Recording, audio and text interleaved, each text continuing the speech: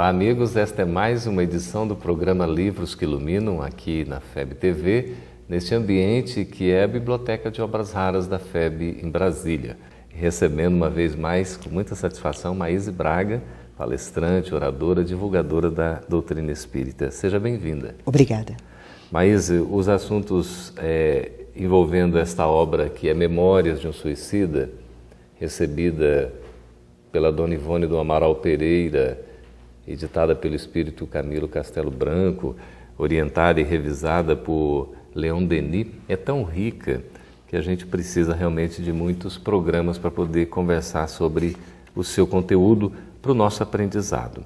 A gente conversava num outro programa a respeito dessa situação, né, dos réprobos, aqueles que se encontram como verdadeiros párias, né, da sociedade, como se tivessem sido abandonados. Mas o suicida, ele se sente abandonado por Deus, pela vida, pela criação? Ou... Sem dúvida, até porque a própria consciência o acusa de ter abandonado a si mesmo. E as possibilidades que talvez se estendessem à sua frente de solução para o seu drama. Então essa sensação de que Deus não existe, Deus não estava comigo, não há finalidade para a vida, e até a própria inconsciência de estar fora da vida física, já é sofrimento suficiente. E o que é maior, o remorso ou a questão do ódio, a palavra que eu quero dizer é a seguinte, da revolta? Seria o remorso ou a revolta? O que é maior? O remorso vem oportunamente, mas a revolta é sempre o primeiro sentimento. Primeiro até de continuar tendo as mesmas sensações, vibrações, sentimentos que ele esperava sepultar. A inconsciência de que deixou o corpo é o grande problema, porque ele continua com as mesmas sensações, com os mesmos desejos, só que num ambiente que ele desconhece. Ele está apartado das pessoas que amava, apartado até mesmo dos seus adversários e entrando em contato com seres que ele acha brutos, mas tão semelhantes a ele. A gente tem aqui a descrição dos réprobos, o Vale dos Suicidas. Exatamente. Região de grande sofrimento que, com o passar do tempo, com certeza, eu acredito que hoje, já em 2015, a própria espiritualidade há de ter modificado determinadas paisagens espirituais. Sinceramente, hoje, particularmente, não creio que toda alma suicida vá para o Vale dos Suicidas. Você percebe na própria obra de Camilo que há nuances, diferenças, até de intenção do gesto que os tornam diferentes no mundo espiritual. Há atenuantes, né? Exatamente, de pessoas, por exemplo, que passaram por grandes processos obsessivos, sutilíssimos muitas vezes, e que são levados ao suicídio e que depois, do lado de lá, nem sabe explicar exatamente qual o sentimento que as levou a isso. O Kardec coloca lá no Céu e Inferno, quando fala de um dos casos de suicídio, né, em que o indivíduo ele não tinha muita consciência e ele sofria daquela enfermidade, né, que foi dando a melancolia, a tristeza, até chegar à depressão. Sim. Né? Então ele sofria de depressão e nesse caso houve atenuantes. Quer dizer, o amparo nunca falta. De jeito nenhum. Até quando surge a simples ideia de fugir da vida, não através do suicídio, mas através de atitudes que não são tomadas, de resoluções que são postergadas, já há todo um apoio do mundo espiritual para que enxerguemos outros caminhos. Tenhamos esperança de esperar, o que geralmente o ser humano não quer. O suicida normalmente ele é precipitado? Sempre.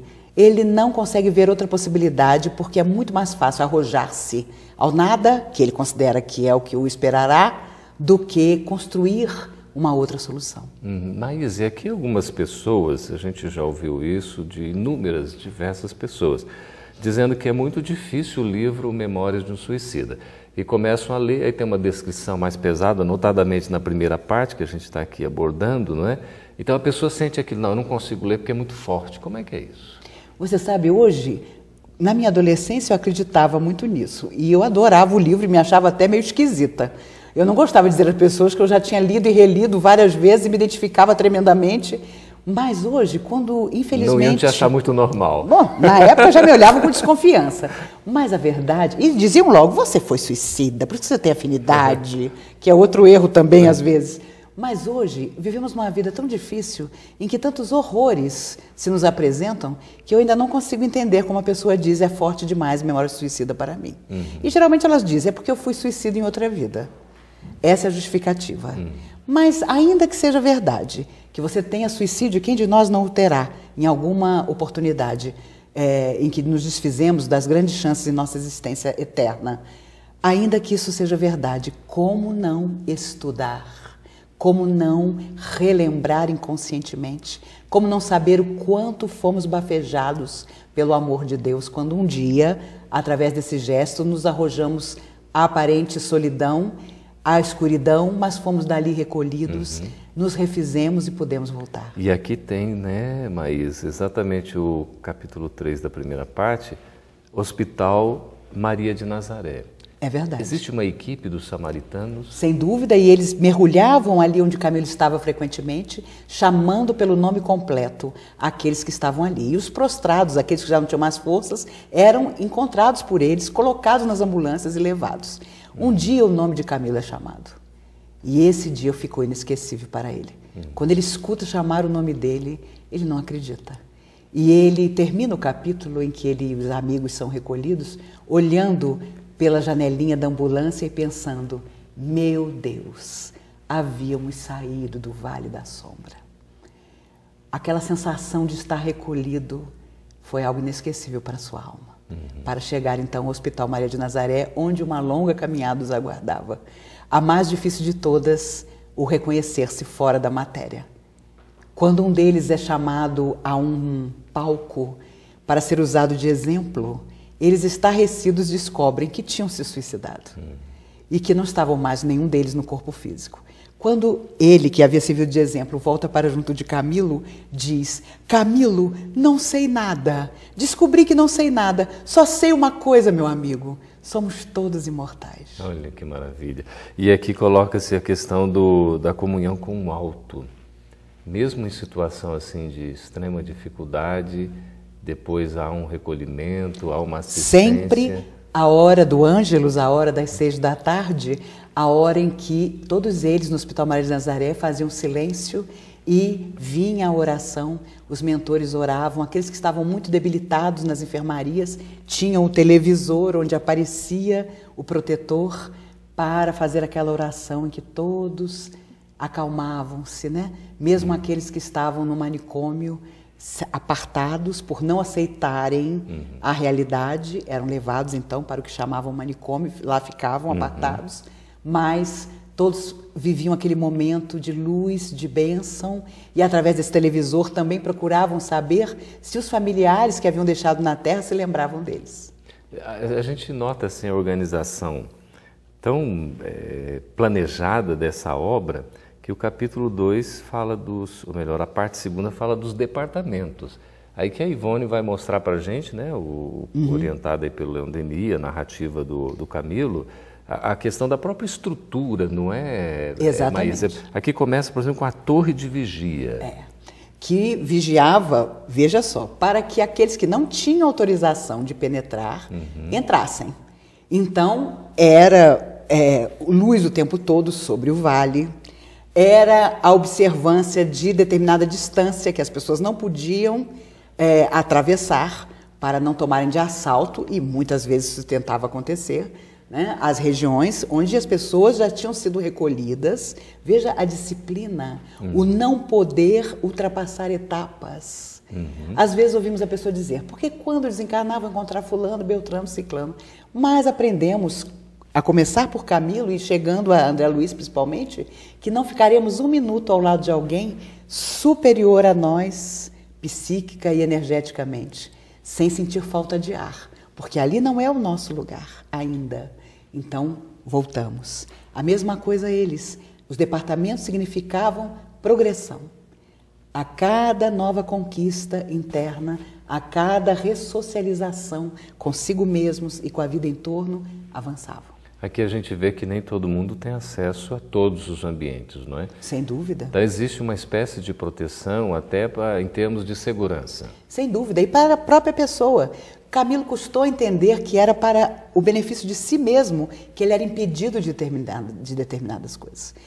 E aqueles que, ao lado dele, não aceitaram isso e quiseram voltar à Terra para ver como a família estava, a situação em que a família se encontrava, voltaram para o manicômio, porque encontraram na Terra a situação muito diversa do que pretendiam encontrar. E não tinham nem noção do tempo que já havia entre o gesto do suicídio e o recolhimento que tinham tido. E não tinham preparação para isso. De forma nenhuma. E ainda tinham todas as ilusões da Terra.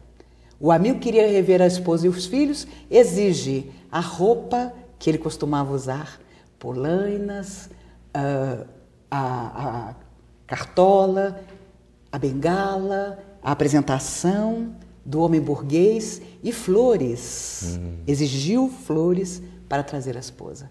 E a situação que ele encontra na Terra é terrível, da família completamente abandonada. E quando ele volta, ele não tem mais condições mentais de permanecer onde eles estavam. Teve que ser recolhido ao manicômio. Quer dizer, ele vê ali o próprio resultado também... Do seu gesto, do abandono em que havia deixado a família. Exatamente. É muito difícil também. Aí entra a dor da consciência, não é? Mas sem dúvida, sem dúvida. E para o suicida deve haver uma recorrência, né? Ora ele está um pouco melhor, de repente ele começa a recordar e aí exatamente. Retoma. O próprio gesto do suicídio deixa o que eles passaram a temer como um cacuete. Camilo sabia já que não estava no corpo de carne, mas frequentemente levava a mão ao ouvido porque tinha ideia de que o sangue ainda lhe escorria do tiro que havia dado. Uma espécie de lembrança recorrente. Exatamente. Né? Nós estamos conversando com Maíse Braga aqui no programa Livros que Iluminam da FEB TV. Vamos para um breve intervalo e a gente volta daqui a pouco. Conversamos com Maíse Braga, palestrante, oradora, divulgadora da mensagem espírita, que nos fala com muita emoção.